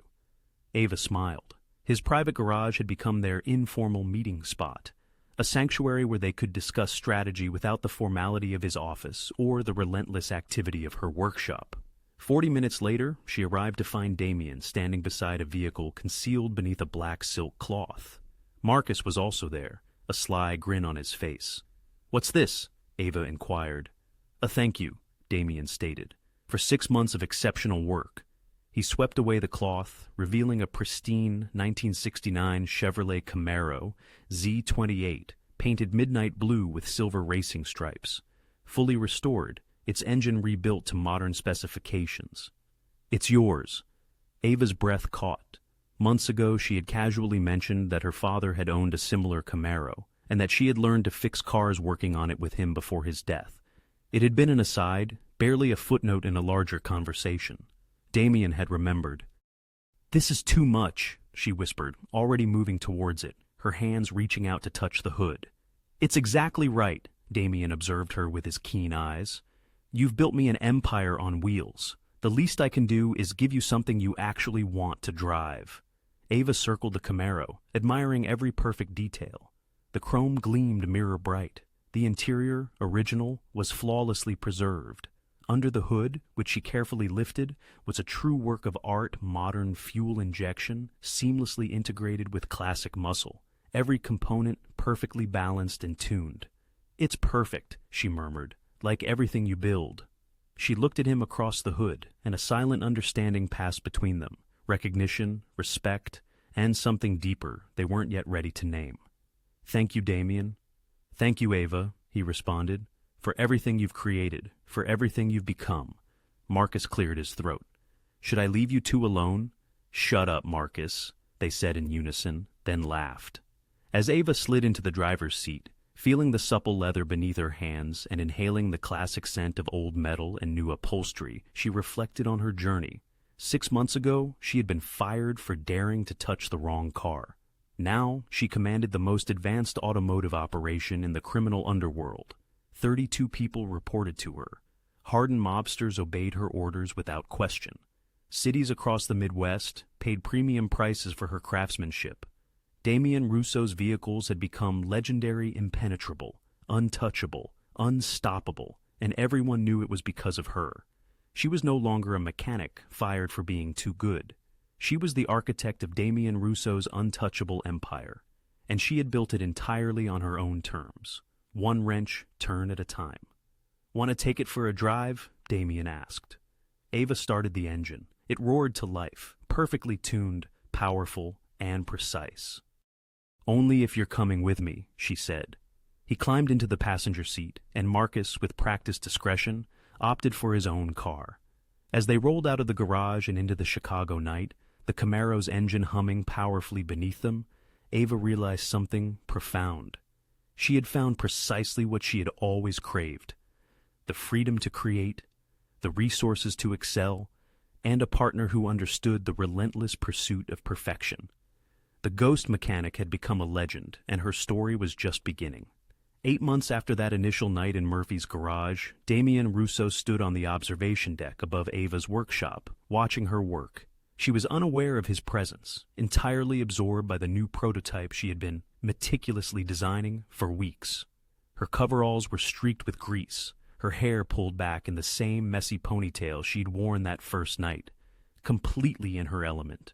Below, the workshop thrummed with a controlled, purposeful energy. 32 specialists moved through the space with the precision of a well-choreographed dance, each individual knowing precisely what to do and when to execute it. Tommy oversaw Bay 3, where a team installed defensive systems on the St. Louis shipment. Sarah ran diagnostics in the testing bay, calling out efficiency ratings that remarkably exceeded design specifications.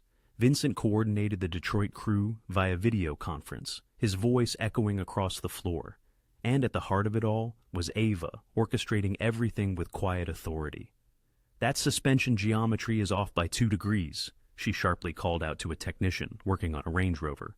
"Recalibrate before installation." "Yes, ma'am." "Sarah, those diagnostic numbers are too good. Run them again. I want to make sure we're reading them correctly." "On it, boss." "Tommy, the encryption keys for the Milwaukee vehicles need to be regenerated. The old ones expire in 48 hours.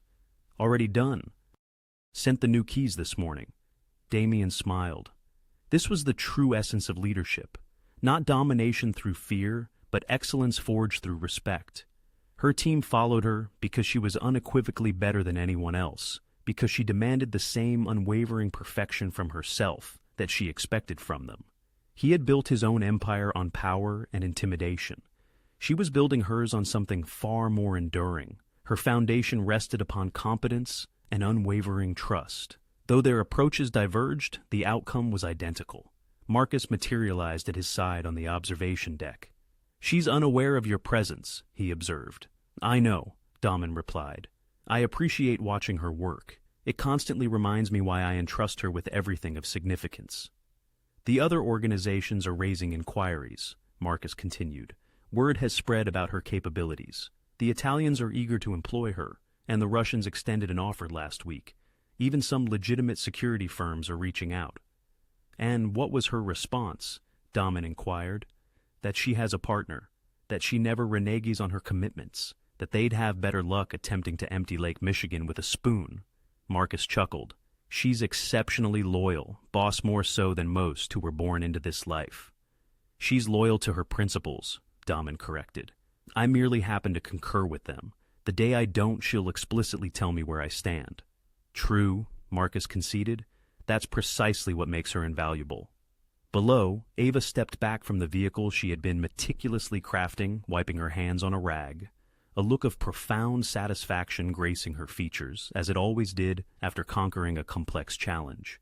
Then she met Damien's gaze, watching from the observation deck. She smiled, not the polite smile reserved for clients, nor the professional one she offered her team, but the genuine, unreserved smile she kept for moments like this. She motioned for him to descend. Damen made his way down the stairs, Marcus thoughtfully remaining behind to afford them privacy. Ava asked as he drew near, "How long have you been observing?" 20 minutes. You were so engrossed you didn't notice."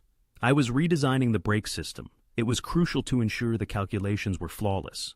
She gestured toward the vehicle. "This will establish the new benchmark, everything I've absorbed over the past 8 months, encapsulated in one design." Damen circled the car, discerning the subtle enhancements that only someone intimately familiar with her work would perceive. You've advanced considerably since that night in Murphy's garage. Both of us have. Ava leaned against her workbench, studying him. When you first arrived at my apartment, I believed you intended to either kill me or compel me into your service. I never envisioned us ending up here. She paused. Here being partners, equals, constructing something truly meaningful. I never properly thanked you for that, for perceiving what I could become, rather than merely what I could offer you. I recognize someone who refused to be constrained by fear or circumstances. That's a rare quality, worth protecting, worth investing in. He moved closer. You've surpassed every expectation. Ava, this facility, your team, the innovations you've pioneered, you've revolutionized the very operation of this business. Cities I've never even engaged with are contacting us because of your vehicles. Our vehicles? She interjected. This is a partnership, remember? I remember. He smiled, that rare, authentic smile. You remind me every time I attempt unilateral decisions, because unilateral decisions get people killed. We are stronger when we collaborate. Around them, the workshop maintained its steady rhythm. Her team worked with precision and pride, fabricating machines that would safeguard dangerous people in a perilous world. It was not conventional success, but it was profoundly real, and it mattered. Do you ever regret it? Damien asked softly. Getting involved in all of this? You could have walked away, pursued legitimate work. Ava pondered the question earnestly. 6 months ago, I would have answered yes. I would have told you I regretted ever touching your car, that I wished I'd alerted the authorities and remained uninvolved, and now I know this is precisely where I'm meant to be. I'm engaged in work that challenges me, with resources most engineers can only dream of, fabricating creations no one else can build. Yes, it's perilous. Yes, it's morally ambiguous, but it's also the most honest work I've ever undertaken. Honest, he mused. You once told me you're honest about how power functions. That stayed with me. She met his gaze directly. At least here, no one pretends. No one dismisses me for being too proficient or too audacious. No one labels me too risky. You granted me the liberty to be precisely who I am, and that is worth more than any legitimate profession could offer. Damien reached out, gently tucking a stray lock of hair behind her ear. It was a gesture so natural, so intimate, that neither of them questioned it. Do you know what the other families refer to you as now? The Ghost Mechanic, the Iron Queen. They claim I control Chicago, but you dictate how I do it, that my power operates on your wheels. Ava laughed. Dramatic. I appreciate it. It's accurate. His hand lingered near her face, and the atmosphere between them crackled with possibility.